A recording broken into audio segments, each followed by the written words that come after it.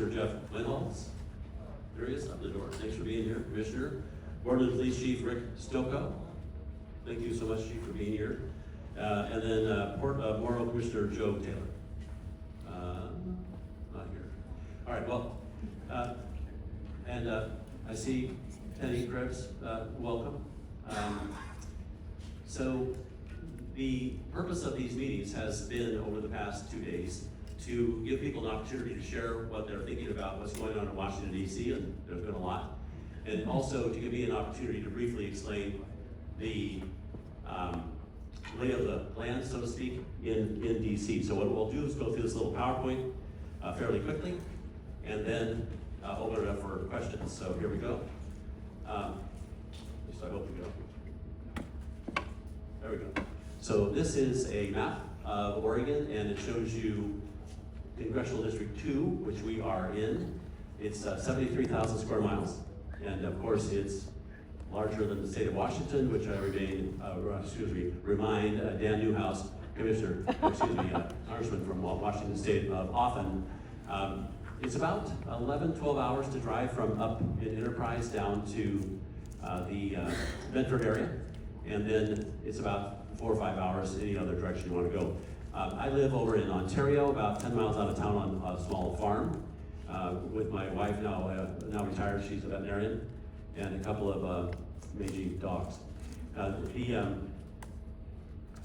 district has 850,000 people in it, roughly, and that's the same number of people that you would find in the other 5 districts in Oregon. You can see that the Bend-Redmond area that protrudes out into my district was taken away in the last redistricting, and given to District 5, which is now Janelle Lynham. Was Lori Streamer, who, as you all know, is now up for perhaps being on the president's cabinet as labor commissioner, or labor secretary, excuse me. It wasn't enough that they took away that space with most of the Central Oregon people in it. They also gave me a bunch more space down south, so I have all of now Josephine County, and I have part of Douglas County. So my district actually got bigger, even though they took a bunch of folks out of it.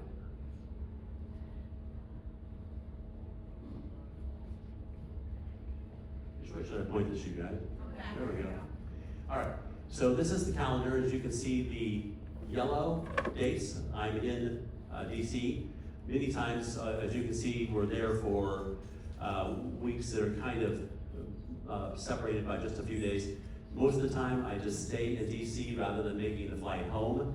For me, the flight home is Boise, DCA to generally Minneapolis, and then Minneapolis to Boise. So I have to take 2 flights to get home, and then drive for about an hour to get to Ontario. You can also see that we have a few more days, well, maybe a month more days. This year, the last October, last year was empty because it was an election year. And point to the back. Point to the back. point to the back. Yep. Point to the back. Yeah, the back. Mm-hmm. Seems odd.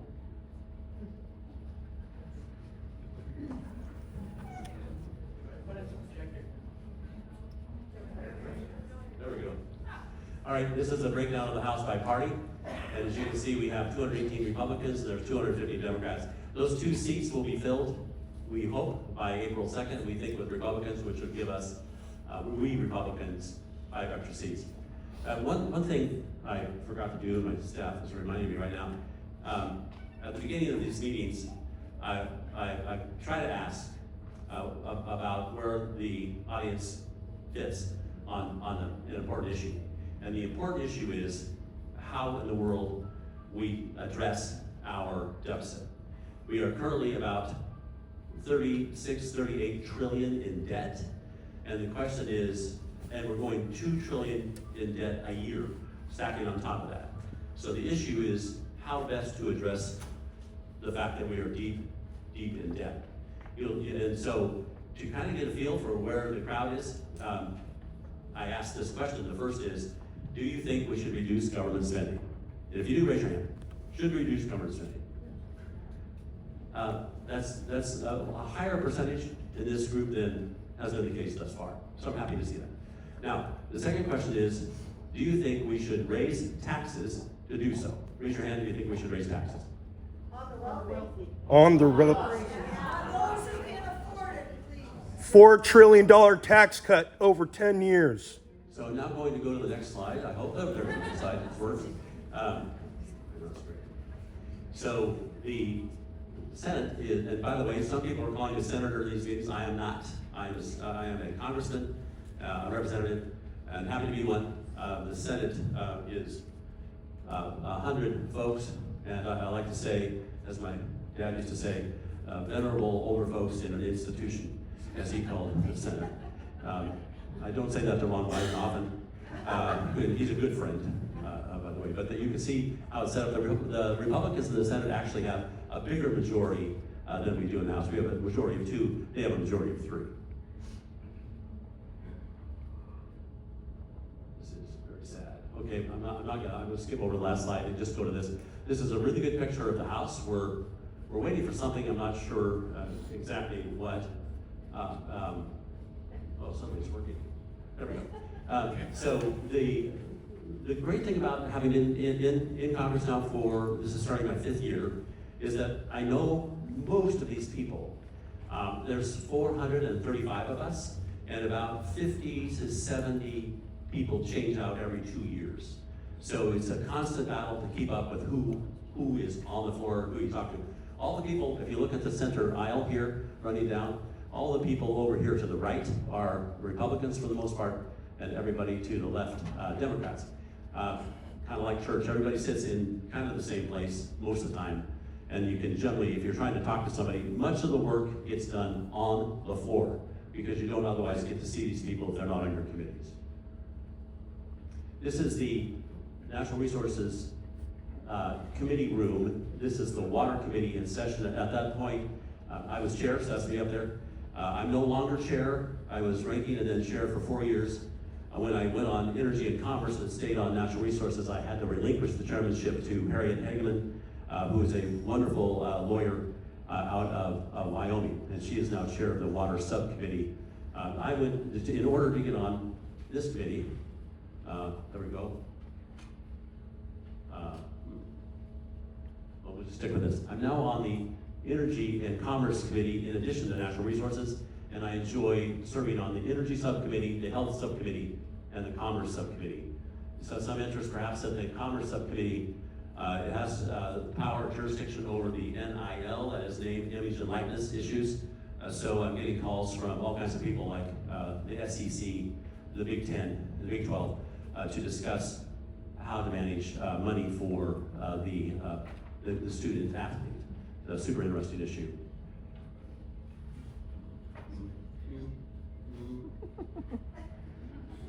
I don't know why I'm supposed to point this out, you guys. Oh, well, I must do it in the next 4 months. There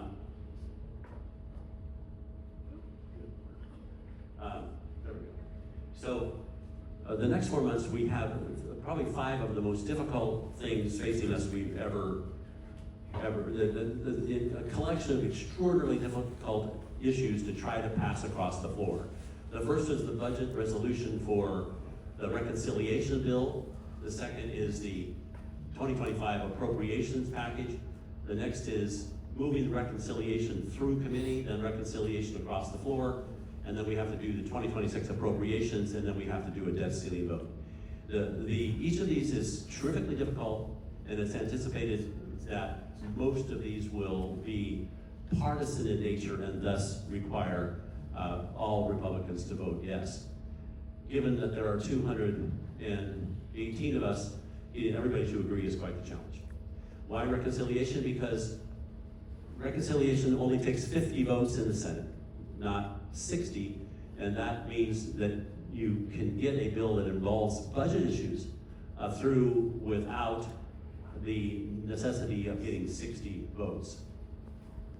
Reconciliation has been used many times by many different, by both parties, to get things done that they want done. Okay, the issues that might be in the big reconciliation bill reductions in spending, funding the border, limiting, raising the debt limit, extending the 2017 Tax Cut and Jobs Act, which will expire at the end of this year.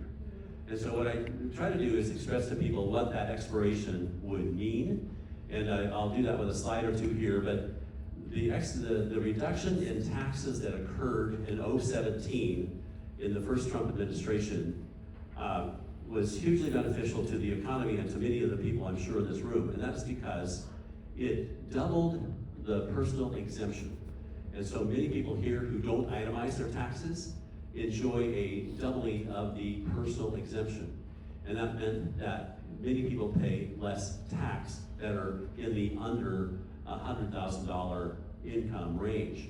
It also reduced taxes on large corporations down to 21% from somewhere around 35%. It did that because too many corporations were leaving the United States for places that had lower tax arrangements. Ireland's a good one. Their corporate tax was around 2%. They would try to argue it was higher. That would not be true. And so the question was, how in the world do we keep the United States attractive to these bigger companies? How do we get them to come back? And the answer was to put the tax rate at around 21%. It worked, and many of those corporations brought much of their earnings back under kind of a repatriation basis. No tax on tips may end up in the reconciliation bill, may not. I would guess it will. And then an increase in oil and gas production will be in the bill.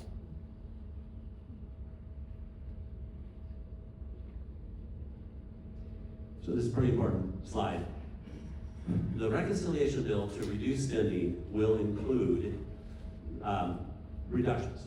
Each committee, this is the resolution, not the bill, so this is a target, not final.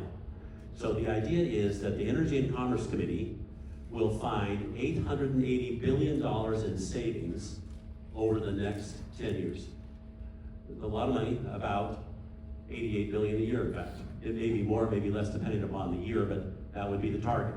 That committee, on which I now sit, would look within its jurisdiction and try to find savings in the budget of that number spread over 10 years. And a terrific challenge, and we'll be working on the specifics of it over the next month and a half to 2 months. The Education and Workforce Subcommittee, $330 billion, Agriculture, $230 billion, Oversight 50, Transportation 10, Natural Resources 1, and Financial Services 1. And each of these committees are charged with finding savings over 10 years to achieve those numbers. Armed Services would be plussed up by $100 billion, Homeland Security 90, Judiciary 110, and Ways and Means 4.5 trillion. Why the big number at the bottom? That is the extension of the Trump tax cuts. That's what the cost of it is, or will be. And why should you care about government spending? This slide shows where we are in our current fiscal space. We owe $38 trillion. It's slightly less than that, but by the end of the year, it'll be $38 trillion. And next year, it will go to $40 trillion, and next year, to $42 trillion.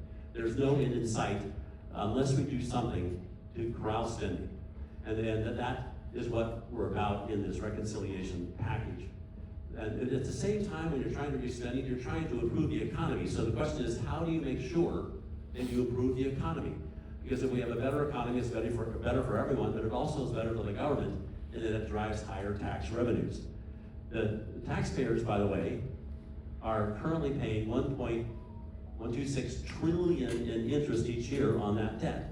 And it's going up because each year our interest rates have been going up. So as we roll over our old debt, which is low interest debt, financed during low interest the last 10 years as interest rates were coming down, the new amount, rather than 1.5%, is closer to 3.5%. So this $1 trillion in interest number is going to go up. It's going to go up, and this is another reason we're trying to slow spending. One of the approaches is to reduce the federal workforce, and as you can see from this slide, the workforce in the USA, not including the military, is around 2.4 million employees. In my district, CD2, about 787 people work for the federal government. which is about 2.65% of our workforce. These are important jobs for all kinds of reasons. One is they generally pay pretty good salaries. So people who have employment with the federal government are important parts of the communities they live in because they get paid well. And the challenge here, though, is if we're going to reduce spending, somehow you have to do it, and that means, in part, reducing the workforce. It's an extremely difficult and challenging thing to do because the federal employment space is protected by many different arrangements, whether they be union arrangements or otherwise, and therefore the reductions have been focused thus far on, for the most part, not totally, people who are, I'll call them provisional or probationary employees.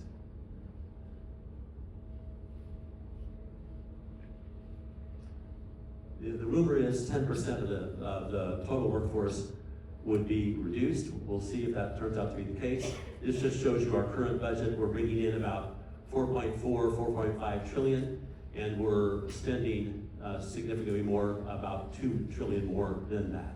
And once again, it's easy for you to Google this. You'll see that it's somewhere in the 2 trillion range, maybe a little higher, maybe a little lower, depending.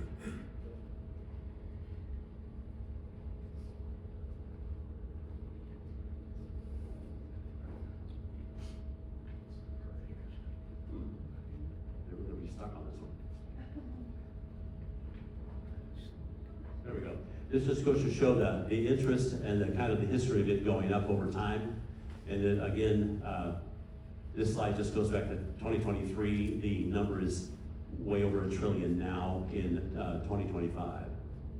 And it will keep going up. The problem with interest, as all of you know, is that it's if we didn't have the debt, we would have that money to spend on things that people really, really, really need. But we have that debt, and thus we must make the interest payments.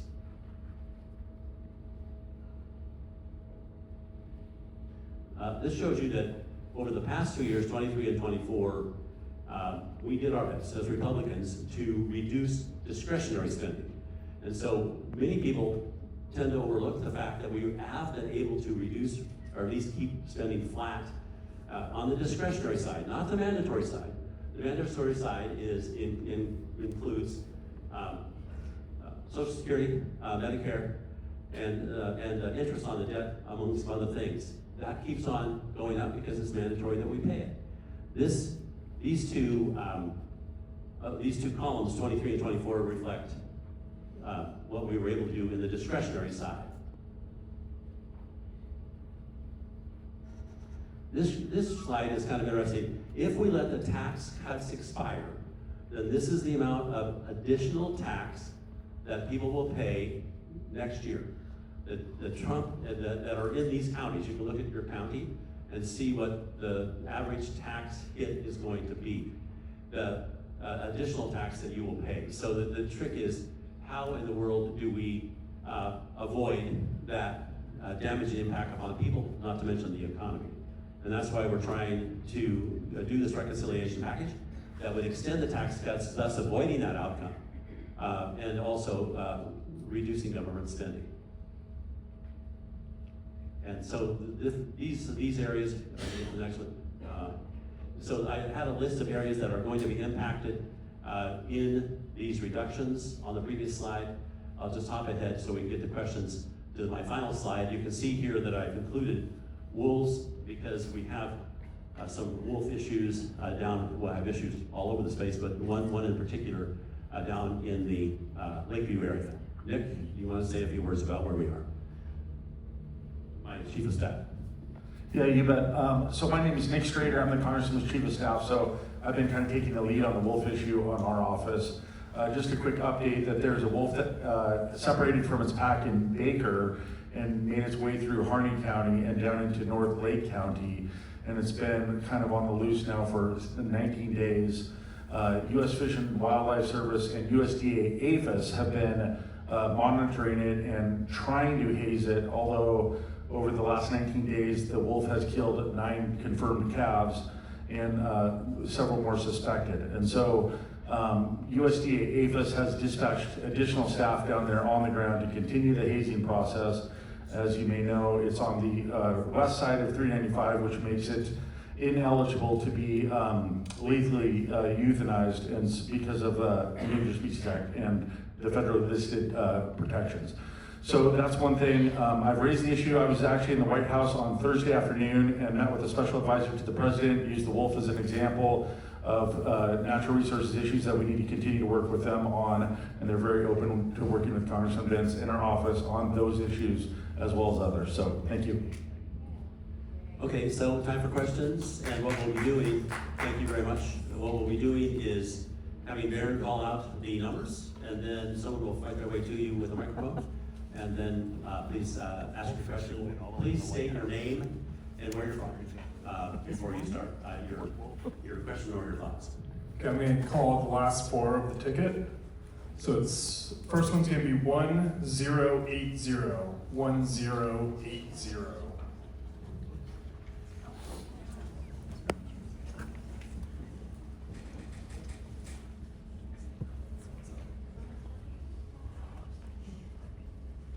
Well, Mr. Bentz, welcome to Morrow County. Thank you. Hi. Oh yeah, I'm sorry. My name's Clint Carlson. I'm from Ione. I'm a farmer. Wheat farmer. So we appreciate you giving us the opportunity to share our thoughts with you today. Throughout the years, as a state rep and senator, congressman, you've been very focused on the CD2 ag. We appreciate your continued support in many facets of agriculture in your district. As in the past issues, you've taken a leadership role in working to solve issues related to all aspects of agriculture in Eastern Oregon and Southern Oregon. With the situation we are facing with the cuts to federal workforce, I'm not here today to demand, berate, or point a finger at you. I understand that the majority of CD2 voters voted for change when we elected President Trump. Unlike most predecessors, he's actually doing what he said he would do. Whatever words we use, drain the swamp, get rid of the waste, fraud, and abuse, etc., you are between a rock and a hard spot on this issue because we have a large number of federal employees in the CD2, like you showed. And therefore, the effects are substantial in our communities. And you are our representative in Congress and have to consider the ramifications of your constituents on both sides of the coin. I'm very involved as a farmer with Oregon Wheat Growers, Columbia Basin Ag Research Station, Oregon State University, College of Ag, and in one way or another, these entities have ties to the federal government through research grants, employees, and collaboration through ARS and OSU. And the Wheat Quality Council. All of these entities has had staffing cuts and funding cuts in the past week. As a Trump supporter and as a supporter of you, I can see the tree out in the distance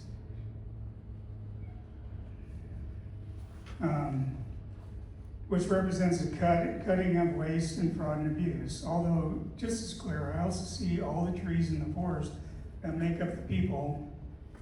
What's your question? I'm about done. Make up all projects we work in agriculture more resilient and profitable. I've heard from pundits talk about taking over the failed businesses and cutting to the bone in order to bring companies back to profitable.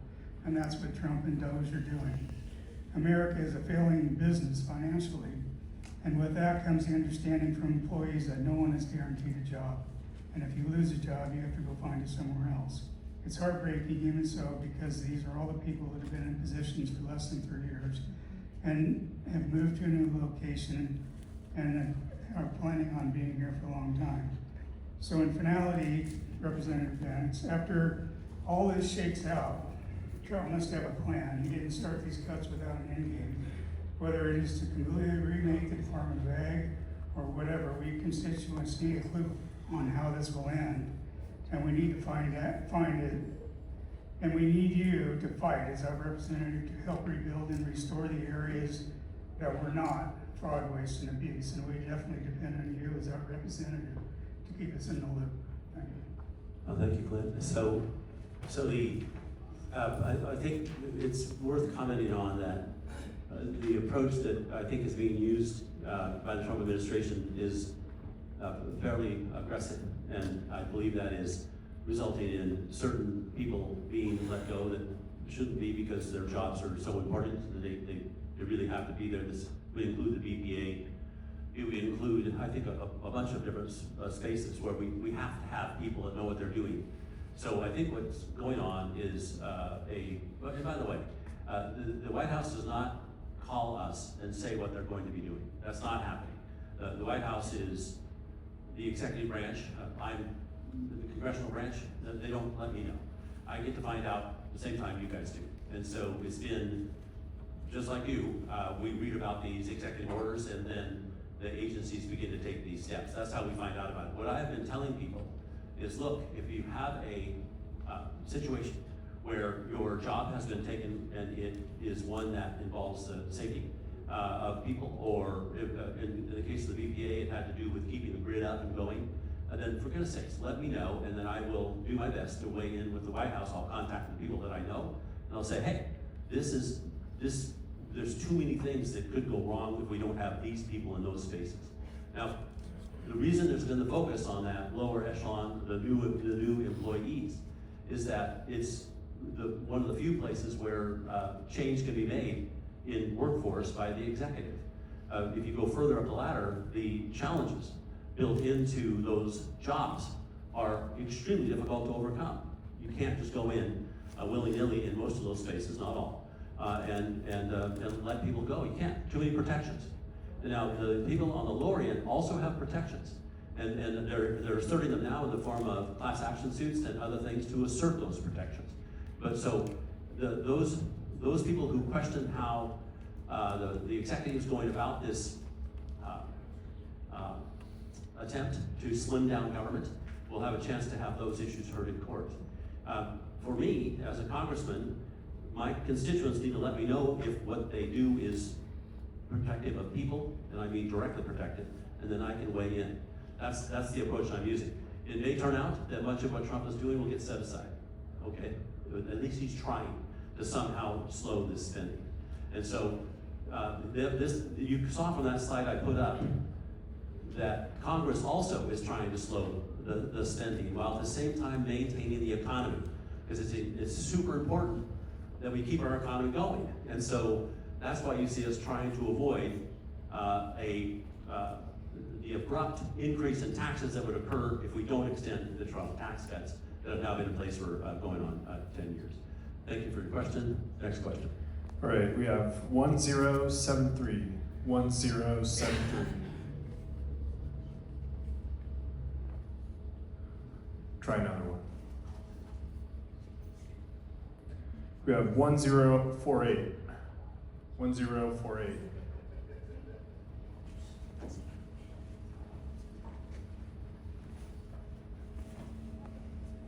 Hi, my name is Ann Mortar. I am from Ione. I work in education and I'm also a farmer on the weekends.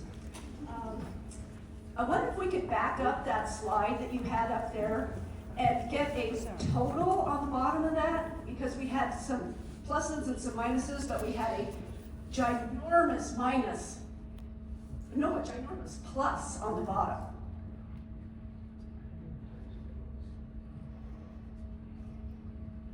Which one? And we're probably not gonna, I'm not good at zeros, but that 4.5 trillion adding on the bottom has to wipe out everything that's above it, doesn't it? Real close. Or double? Actually, it actually doesn't. It doesn't add up. That does not add up to 4.5 trillion. If you take the minuses, what is in the budget is an assumed growth rate in the economy over the next 10 years, and that's what fills the gap to make to equal to 4.5 trillion. And the sad part about this is, the really sad part about this is, even with all of these reductions and the extension of the tax cut bill, and doing all of this, I'm not counting what is happening at the executive level, I'm just counting the congressional level. We still only reduce the deficit by about $1 billion over 10 years. What happens though is we slow the growth of the government. That's what we're trying to do over that 10 years. Keep in mind, this is a 10-year window we're looking at. not tomorrow, but a 10-year window.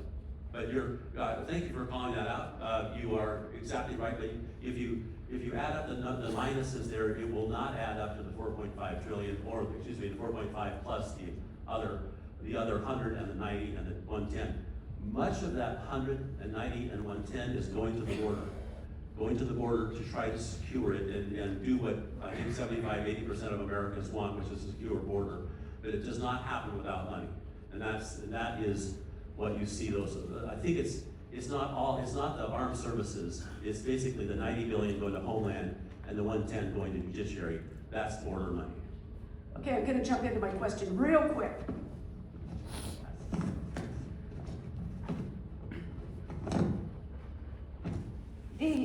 Eliminating the Department of Education seems to be in the sights of the current administration. Do you agree with that? And how would you expect to backfill the holes in the budgets of the rural schools in your district? Cuts to DOE will impact the most vulnerable students. Yeah.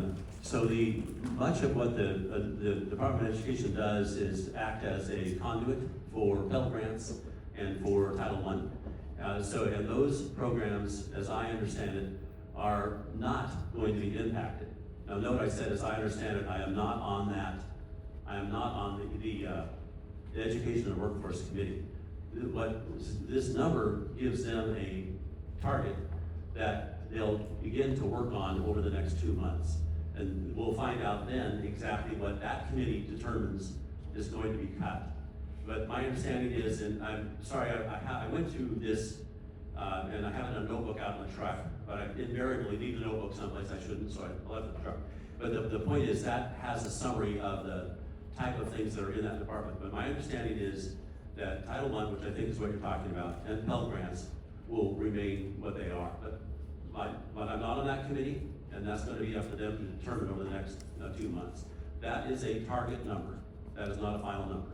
And again, keep in mind, spread that number over 10 years. That would be $33 billion a year. I do not know what the total budget is of the Department of Education. It's way more than 33 billion, I'll tell you that much. So that there will be a reduction of some sort. Where it's going to fall, I can't tell you. Next question. All right, so we have ticket number 1033. 1033. Oh, wait.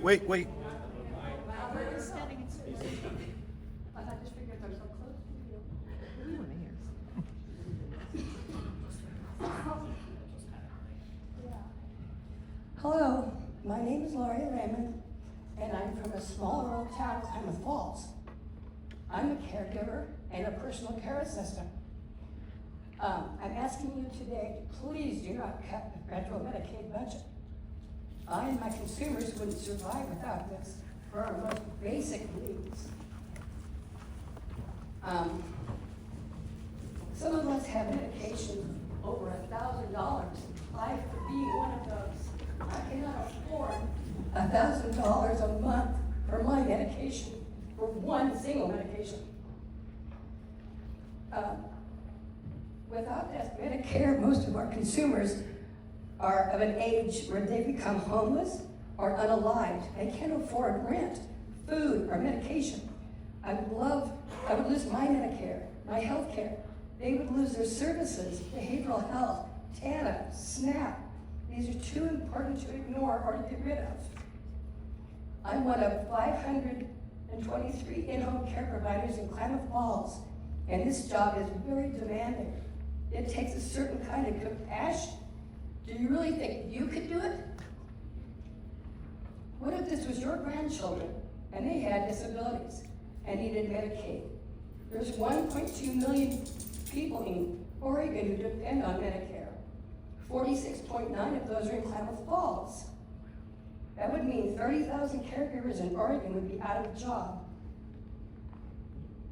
Thank you. Thank you. So,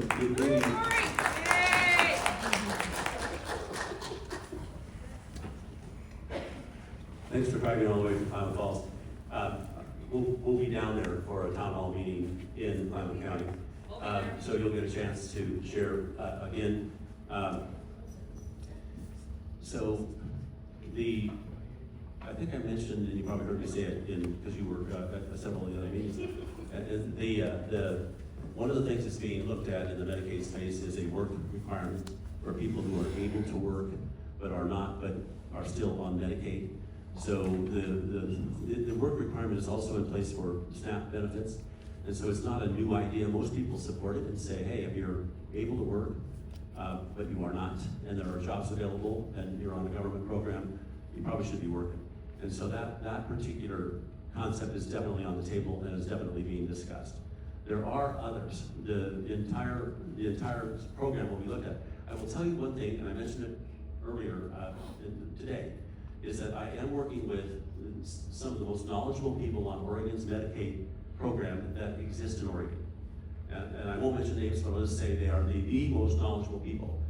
They helped put together the program years ago that put the lid on costs in Oregon. It's 3.5%. That will increase. That's the most they can be allowed to increase each year. That was done, I think, 12 years ago. So a cap on costs already happened in Oregon, and it was done because I think that one of the largest items in Oregon's budget is Medicaid, because Medicaid is a shared program.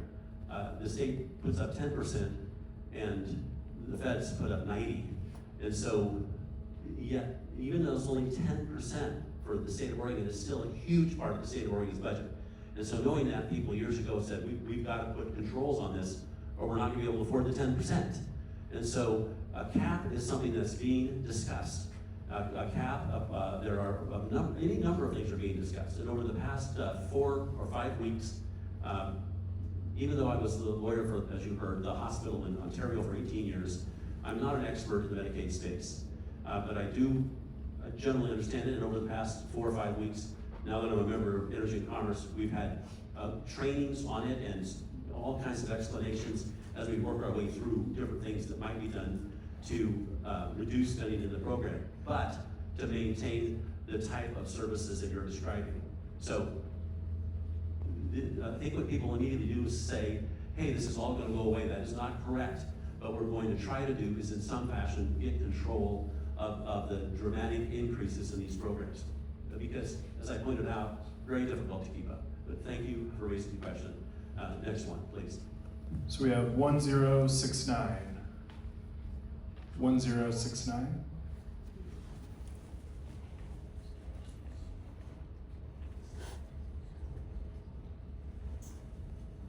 Thank you. Thank you for being here today, Congressman Bentz. I always appreciate it when our elected representatives take the time to come out and talk to people. My name is... I've heard you've had quite a trip, and I'm frankly a little disappointed in the crowd you pulled on this, your last of your 2-day. But I need your name. My name is Sue Oliver. I've lived in North Morrow County for over 30 years. There's a lot that I'd like to talk about, ask you about from a local, state, and national level. And because I'm a little old lady, I tend to talk too much, so I'll try to not get carried away. But what I'm hearing today is greatly concerning me. Right here, right now, all of us in this room are standing directly above one of the biggest environmental disasters we've had in this state, the contaminated groundwater that is right directly beneath us. And we can walk out the door of this building and look to our right and see the largest polluter in this state of Oregon. What I have seen in the last 10 years is the failure of our local and our state governments and our local officials, our port officials, our county officials, to carry out one of the most basic functions of government, providing us with clean water. We only have to look around and see what an utter failure government has been for us locally. But surprisingly, I am not here today to be upset about the contaminated groundwater. I'm a veteran of the United States Army. I'm a veteran of the Morrow County Planning Commission. I resigned from that commission in 2019 because after almost 4 years, I was exhausted from constantly voting no on applications that didn't meet our requirements and had potential to pollute our groundwater. And it would not and would not be addressed and was never addressed. But as a veteran, I respect the oath, and I'm wearing a blue shirt today that says, my oath never expires. I joined the Army at 17 years old, a mature and wise and sophisticated 17-year-old, like we all are at that age. I went out to save the world. But I took that oath very seriously to defend the Constitution of this country. And you, I watched you take the oath on January 3rd, 2021. I voted for you. And then I watched you less than 72 hours later violate that oath by siding with the people trying to stop the certification of our election. A few months later, you got kind of back in my good graces. You were one of the few Republicans to vote for the investigation committee Hear, at hear. the January 6th event. I appreciated that. And so I'm trying to give a second chance. But what is going on right now today is the House of Representatives and the Senate are totally abdicating their responsibility to be a check on the executive. You stand here and say, I'm not sure about that, or I'm not sure about that. You put up, frankly, some of these slides are very misleading. Let's talk about the Trump tax cut. How much of that deficit in that jump from 22 up was the tax cuts to the incredibly rich people of the world who are now in our White House and dismantling our government? You are an attorney.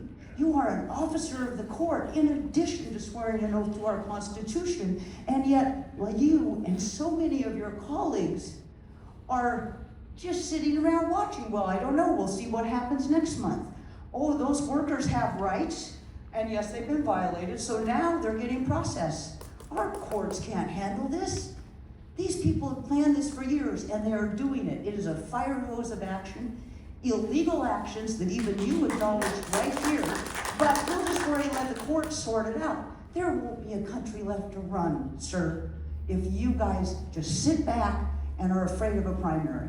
Because I hear President Musk has threatened a primary any Republican who doesn't get on board. And I apologize, I didn't intend to say that. But I am trying to figure out who in this room elected a man named Elon Musk. I didn't, and I know none of you did. And somehow he has just jumped in there, and I am all for cutting government. I spent 13 years overseeing the destruction of the Umatilla Chemical Depot chemical weapons. As an employee of the DEQ, I took my job damn seriously. And we got rid of those chemical weapons and nobody got hurt. But trust me, if you didn't have one of us faceless bureaucrats sitting there with the Army who wants to apply their 1920 disposal methods, that wouldn't have gone as smoothly as it did. I worked 6 years for the Department of Energy. It is impossible to get projects cited anymore because the National Environmental Policy Act is a mess. I could give you 100 ideas how to be able to do development and improve the federal government. But what is happening now is, it makes no sense. It is an attempt to simply destroy the structure. So by the time the courts ever finally catch up to go, oh gosh, I guess you shouldn't have done that, it'll be too late. So I guess my question is in this state, in the entire Western United States, sir, your oath is your bond. You are supposed to stand behind your word. And I feel like I sent somebody to Congress who immediately violated that oath. And I want you people to get your cajoles back, man. People are running our country who don't belong there. We elected you, not to wait for your next committee meeting, but to talk to your people and to try to get together and try to find some critical mass of Republicans that can stop this. Thank you. Yeah.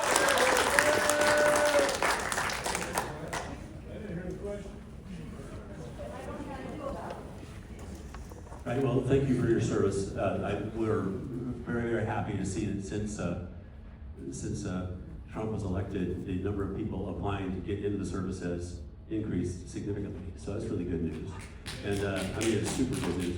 The other thing I might mention, and again, I appreciate your comments, and it would be worthwhile to go back and look at my newsletter from years ago when I explained why I thought the Constitution required me to vote against counting Pennsylvania's votes.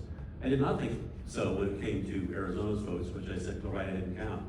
I'm happy to go back through that, but you can go to my newsletter, or we'll send it to you, explaining the constitutional foundation for that vote. I've said many times, by the way, as I stood over the voting machine on the floor, the little card, put it in, and you push yes or no. I stood there literally for 5 minutes. Literally for 5 minutes on that day, that night actually. We'd come back, there was glass on the floor, the windows busted out. We'd been out for 5 hours waiting for the mob to recede. And we came in and resumed the states. I knew, as I stood over Pennsylvania, I knew this day would happen. And it's happened over and over again. But I said to myself, what is the safest thing to hang my hat on this vote? Because I've been told by all numbers of people, law school professors, you're going to be judged for the rest of your life on that vote. I sat there. And finally I said, the one thing I can hang my hat on is the Constitution. And I voted against County Pennsylvania's votes. The reason was they had screwed up at the state level in violation of the U.S. Constitution, their means of managing the electoral process. And so and I hate to waste all this valuable time talking about something that happened those years ago. I'm surprised you saw me getting sworn in. It was 2 or 3 in the morning, 5 o'clock, and we were down milling about on the floor, and Speaker Pelosi had us all stand still and swore us all in. She was supposed to swear we freshmen in first, but she gave up. There was too much confusion. Swore us all in. Moving back to your point about my violating the Constitution, I will just, in my oath, I went back this morning to look, because this question's come up before in the last day or so. I went back and looked at the history of the oath. You know, you stand there and you swear.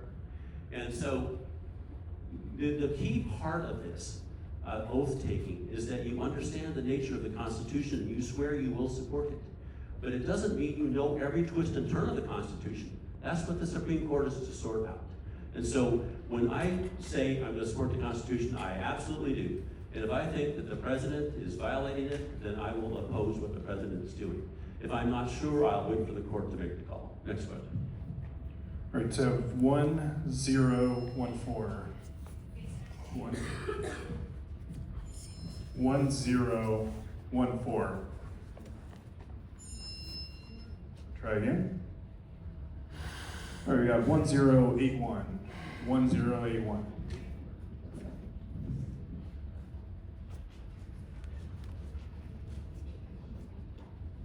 Thank you so much for coming here and holding this town hall. My name's Shara Inman and I'm from Gillum County. I have a real quick question for you. I just want to know your thoughts on President Trump calling himself king. Did you hear that? Could you hear that? I didn't hear that he called himself king, but... Yeah, he sure did. Well, He did. And he had a graphic. Somebody said it earlier today. Especially in light of the large number of executive orders that he's pushed through and the breadth of those. I think putting those two together is a little bit scary, not a little bit, quite a bit scary. So I'd like to hear your thoughts on that. Yeah, well, I would like to see the video, to see him do it as he did it. But if indeed he did it, I wish he hadn't. Okay? What are you going to do about it, though? This is our country, and we don't have a king. Boardman should not have a king. So I'm standing in front of you now, and I am telling you, if he said it, as you say he did, I wish he had not. So I'm telling this group of people here, I'm not happy with that if that's what he did. Now that's doing something about it. Now, as far as my job as a congressman is to pass laws and to pass the budget as best we can, hold hearings. Now, I'm not a chairman, so I don't get to decide what to hold hearings on. That's what the chairman does. But so, now, passing a law against someone calling themselves king, I don't think that's gonna work. Cutting the president's budget because he called himself king, that's not gonna work. I can simply stand here today and say, if he did it, which he hadn't. Next question. So that feels very disingenuous. Thank you. Jesus Christ. All right, we have 1026. 1026.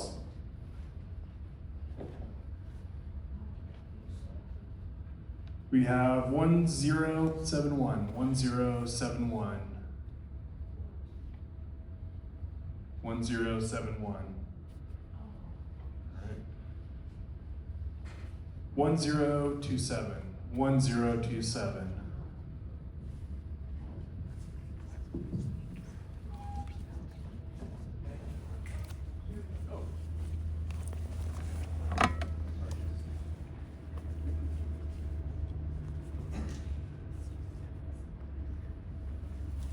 thank you for coming.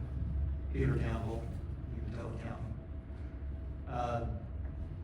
I'm just concerned about Elon Musk's role in this whole process. He seems to be on his own. I don't know what oversight there is over him. It seems dangerous. Can you provide any insight? What can the Congress do? Part of what they're supposed to do is hold hearings. And so I've heard this, of course, many times, and from many more folks than have attended the meetings over the past couple of days. I think we've been getting at least 400 calls a day in our office, maybe more. Many of them talking exactly about this. So one of the things I'm going to do when I get back, and I've already told staff about it, is that we're going to ask the White House to be, what they're doing when it comes to transparency and explaining what it is that's being done and who's doing it, because I don't think that's happening now. Your question, I think, is reflective of that. And it would be interesting. I went back and I looked at the DOJ, the history of that committee and how it emerged. And I also tried to figure out exactly where Elon fits in all of this. He's called a bunch of different things in the materials I read. One, he was called an employee of this group. Another, he said he was no employee of that. Another said he was an advisor to the president. And so I want some clarification on that. So when I get back, I'll ask the White House for that and then try to share it in my newsletter. And it seems to me that I need to do as all I can to try to answer the question you just asked. So, yeah, that's my question. Thank you. Thank you.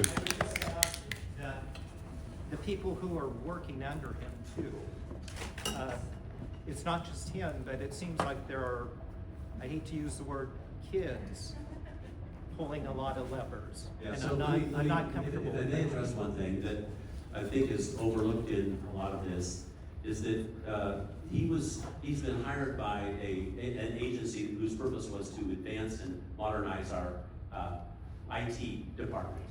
And many of those kids are experts in IT. And they are brought in because today, when you talk about an agency, you're talking about, as I mentioned in some earlier meetings, terabytes of information, huge heaps, masses of data. It happens, by the way, that I'm on the Commerce Subcommittee, and it has jurisdiction over data. And so we just, the chair of that committee just set up a working group to work on privacy issues. We're gonna have every opportunity to address this in those meetings and ultimately hearings in my committee. And you probably heard me in the last meeting mention in passing, it's taken a lot of years for me to get where I am. But I'm at the table. I'm able to bring the concerns you're expressing into play at the highest level of government. And that's what I think my constitutional duty is, and I'll be doing it. But please, people here need to understand their representative is in the conversation. And so I'll be addressing the issue that you just raised in committee, and then we'll be reaching out to the White House on that transparency issue.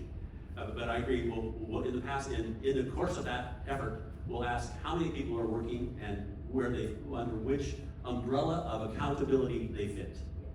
And somebody needs to write that down. One of my staff, where's my staff?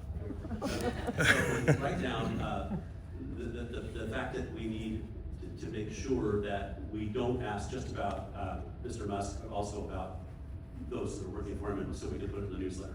And I'm sorry, sir, but I need to go on to the next question. Thank you. Yes, so we have With 1062. That's not let me finish. Just want to ask stuff. I agree with you about the kids having expertise. We all know little kids can work the phone and everything. But the older people have maybe more knowledge of the system and the people. And so it needs to be collaborative. Thank you. Okay, go ahead. All right, 1062. 1062.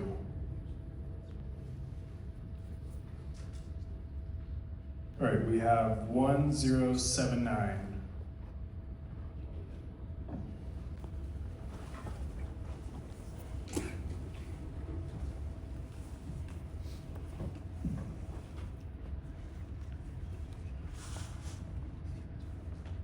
My name is Catherine Greiner.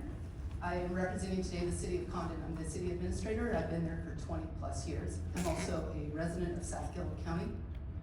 And why I'm here today is my council asked me to draft a letter, which the mayor signed yesterday, and I have it here to give to you of the concerns they have with the Trump administration. It falls under 3 categories. One is we received a federal grant from the U.S. Forest Service for community wildfire protection in the amount of $137,000. We signed the agreements last August. We got an email February 2nd that grant was paused. And I've been in discussion with the Forest Service, and they have not released that at this point. The second thing that we have issue with, and me particularly, is in 2020 we received ARPA grant funds. For those ARPA grant funds, I had to personally give my social security number, my Oregon driver's license, and I also had to give facial recognition to apply and administer those grants. What I have concerns about now, and my council does, is that Elon Musk has created the DOJ department it appears without Congress approval, and he has access to my personal data and anyone else that has to do a federal grant. The last thing that my council had an issue with was that local federal employees are in jeopardy of being fired without cause. And in our community, we have FSA under USDA, NRCS, Head Start, and we also have the school district.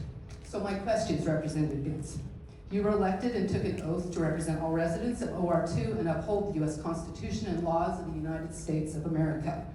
Are you going to challenge the formation of Elon Musk's Dodge that it appears that it did not have the congressional approval? My second question, I'll just give them all 3 because they're all kind of interrelated. Are you going to protect Condon's employees and other residents from unauthorized access to our personal data? Are you going to fight for the federal employees that are being terminated without cause in OR2 and ask that current approved federal grants be resumed? Thank you. It might be worthwhile, let her have the microphone, because she'll have to ask each one of them again, as I forget exactly what you asked. Your first question. Are you going to challenge the formation of the Department of DOJ that doesn't appear that whole organization did not have congressional approval? Right. So that is an exercise of executive power, and the question when an executive exceeds, is in some people's opinion, and yours, of course, in the city of Condon, then that decision is ultimately made by the court. And it will make it, I'm sure the lawsuit's been filed, and I think there are now 55 lawsuits. What's your second question? I'm going to go back to that question really quick. It has to do with finances, and I believe that's the House of Representatives and the Congress, the legislative branch for the budgets. But my second question. So let me stop. Okay. Your job. Go ahead. I let you have the microphone back to ask the questions, not to argue with me. So you got your chance to ask the question. This is not a debate. So there you go. But I'm happy to answer your argument. And you basically said that the issue of Doge is a financial issue, but the issue of the president exercising that power is a constitutional question. Therefore, if we were to go in and say something, we'd go right to the Supreme Court. The question that we're going to the Supreme Court, someone's going to challenge it. Someone probably already has, and we will get an answer to your question. What's the next question? Appreciate that. Are you going to protect Condon's employees and other residents from unauthorized access to our personal data? Yeah, so we're checking now. I believe a lawsuit was brought on that basis, and I believe the court decided that as to, I want to say 8, but it might have been 7 agencies, that concern did not rise to a level of an injunction. So I would say right now that that's probably not going to be an issue, because I think the court imposed, or there is imposed, a look-only standard. What's the next one? Are you going to fight for the federal employees that are being terminated without cause in OR2 and ask the current approved federal grants to be resumed? Yeah, that gives me an opportunity to ask this question of the audience in general, as opposed to any individual. It seems to me that in most situations, employment is at will. In most situations, employment is at will, and that means if there's a need to reduce your workforce, you do so, because the economics of your situation don't allow But for some reason, federal folks think they're immune from this challenge of reduced workforce. What they will say is, once I have this job, I don't have to worry about being let go unless I do something wrong. I have permanent employment.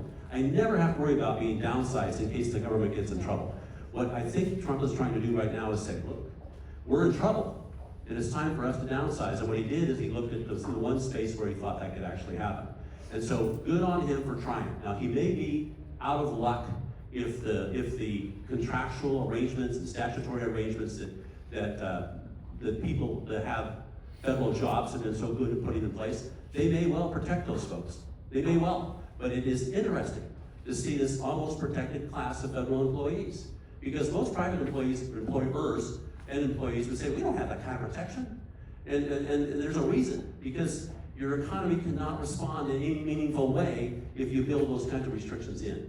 So you gave me the opportunity to say it, I just did. Next question. All right, so 1034. 1034. That's fine. Oh, you're right. Here's my microphone. How are you? Thank you, Congressman. I want to thank you for your service. You're taking a lot of heat here, and so thank you for taking that. My name is Charlie Ringo. I'm from Madras. So I don't think you adequately addressed some of these concerns where you said, well, the courts are going to have to decide, and all I can do, like putting a crown on the head, all I can do is say I don't like it. As a member of President Trump's party, you're in a unique position to push back against him. If a Democrat says President Trump is doing something really bad, that's not going to get any press anywhere. Nobody's going to care. You're in a position where it would make a big difference. And in your case, it would take a lot of courage. It would take a lot of courage because you would get a lot of heat from the hardcore Trump supporters. But I know that you're a smart man and you're a good man, and the question I have is, can you summon that courage? Because you have to speak truth to power here. And for you to deny responsibility by saying, well, the courts are going to have to decide, that's a cop-out. That's a cop-out. And the reason it's a cop-out is because you are a lawyer and you can make a reasoned judgment as what is constitutional or not.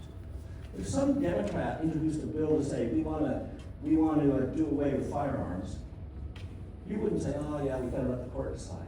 You would speak up and say, no, that's protected by the Second Amendment. Yeah. We're not going to take away firearms. That's not constitutional. You wouldn't pawn it off on the courts. But that's what you're doing to this crowd. You're pawning it off, and some of these are so obviously constitutional that you are in a position, and you can make a difference that would benefit our country tremendously if you would just speak out against these things.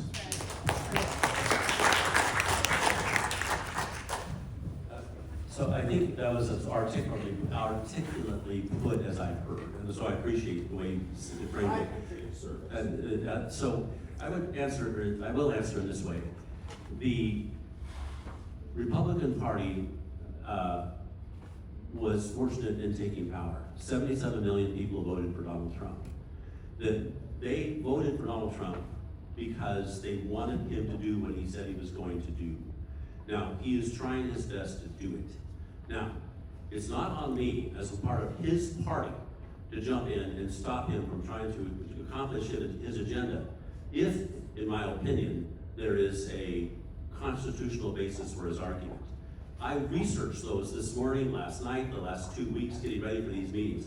He has a constitutional basis. He has an argument.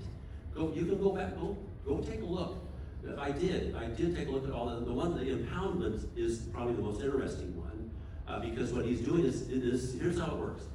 He is taking the position on reducing the spending that when Congress passes a bill, they establish a ceiling, not a floor. That's his argument. And he's saying, I'm free as president to go in and reduce that spending down. Because there's no floor, there's a ceiling. He has an argument. He may be right, he may be wrong. It's not my job as a member of his party and one who supported him, endorsed me, to go in and say, I think you may not be constitutionally correct. The proper response from him would be, wait, aren't you a Republican? Aren't you, and didn't you support my promises to do these things? And ultimately the court will decide. So there's more going on in this space than merely my opinion of the constitutionality of it. But I appreciate your question. Next question. 1056. 1056.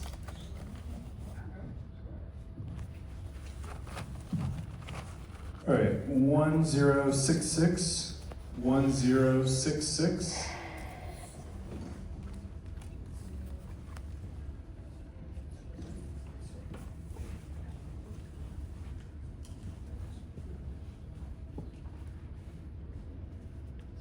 My name is Sam Bellamy. I'm a retired businessman. I live in Lexington, Oregon. A lot of the concern here today seems to be with these executive orders. And what I've been hearing all along is that most of these concerns about executive orders were created by executive orders. Is that correct? Let me give an example. The USA, wasn't it created by an executive order by Kennedy, John F. Kennedy? I think actually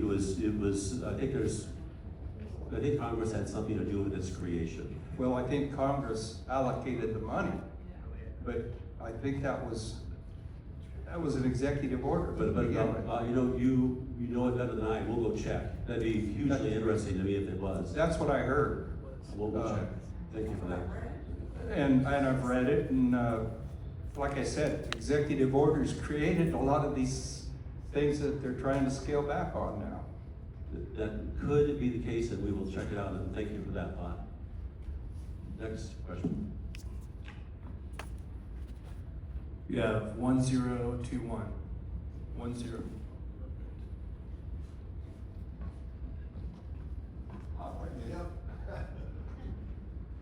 My name is Dick Eckleberry. I live in Umatilla, and I'm a Republican. I'm very glad to meet you, and I think the president is doing one hell of a job. And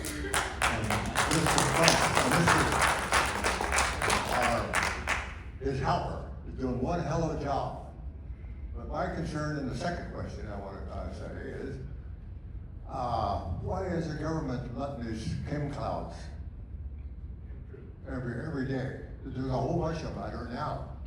They're draining the water, draining the moisture out of the air so they can get it in Utah and Idaho. And the second one is, when are we going to get stop non-mail-in voting and ID cards when you vote? So repeat the first question. I did not understand it. Can you repeat the first question? Repeat the first question? Why are they still cleansing and draining the moisture out so they can get more water in Idaho and Utah? Right. Well, if we had proof of those two states taking our water, I'd do my best to stop it because we want to keep our water. I don't want Idaho to do it. But I want to go to your second question, and your second question again was second question.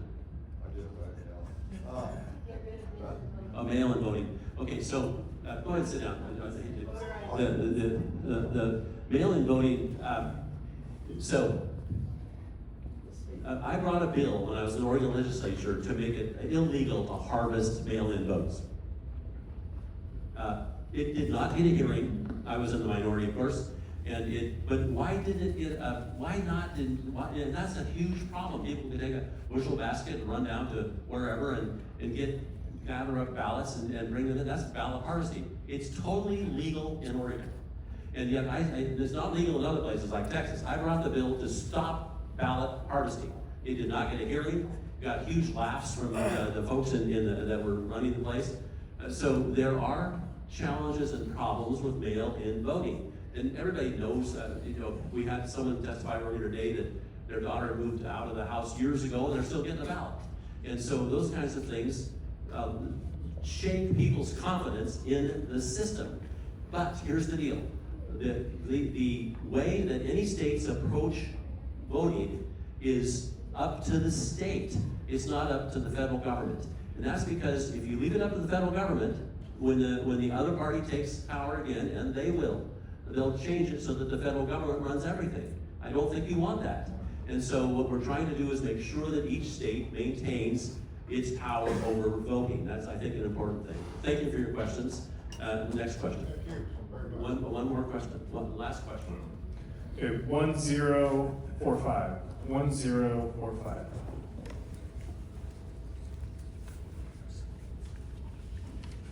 Thank you for being here. My name is Michelle Lanigan. I'm from Hermiston, and I'm retired. I have 32 years of federal service for the Department of Defense. And I just wanted to make a couple comments about Musk and Trump and what they're doing. And I know a lot of people are talking about having lost their jobs, which is heartbreaking and difficult. But I think the bigger picture is now that the employees are gone, who's going to do their jobs? These are jobs in FAA, Social Security, Veterans Affairs, OSHA, BLM, etc. And these are all positions that are required by federal laws. So all federal employees are there because there was a federal law that was passed at one time. And so these are funded by Congress. And as far as I know, all those laws are still in place. So Musk is saying that we can save $100 million by laying off 10% of the federal employees. And, I think if you look at this list over here, $100 million is nothing. When you look at your budget there, when you compare it to the service of these people and what they're doing and what they're providing for our country.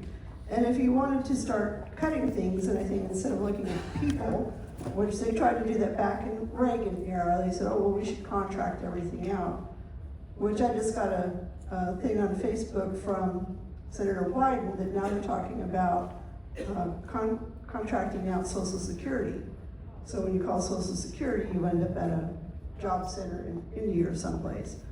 So contracting out doesn't work, and I think that it would be better to cut the contracts and hire employees. And the other thing is when we have these wasteful programs like Elon Musk stuff where he's got $80 billion goes to Elon Musk. I mean, if we just cut 1% of what we give to Elon, that would save $800 million. So with our budget being in the trillions, laying off all these people isn't going to do us anything. These are people that run our government. This is not a partisan issue. Both Republicans and Democrats are being targeted, and we are going to lose services. Probably your staff. I mean, they're going after everybody, it seems like. So this isn't about savings. It's about gutting the federal government. It's an attack on our government, an attack on our Constitution, because all these laws were passed to fund these agencies as part of our Constitution. So I think that this is something that's more critical, I think, than people are really realizing. It's a destruction of our federal government. It's an attack of our federal government. So I would like to, sounds like other people are supporting this, to really be aware that it's not just a superficial thing of people are losing their jobs and do they have a union and stuff like that. It's what they're doing to the foundations of our government. Thank you.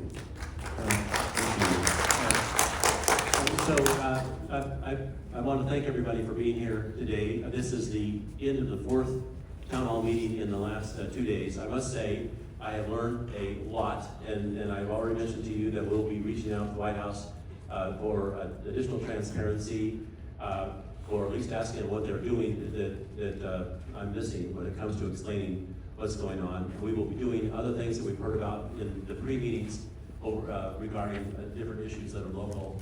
I want to thank every one of you for being here and taking the time, and I'll be back. I'm not sure exactly when, but probably within a year. So thank you all much, but also very much for Would I clarify that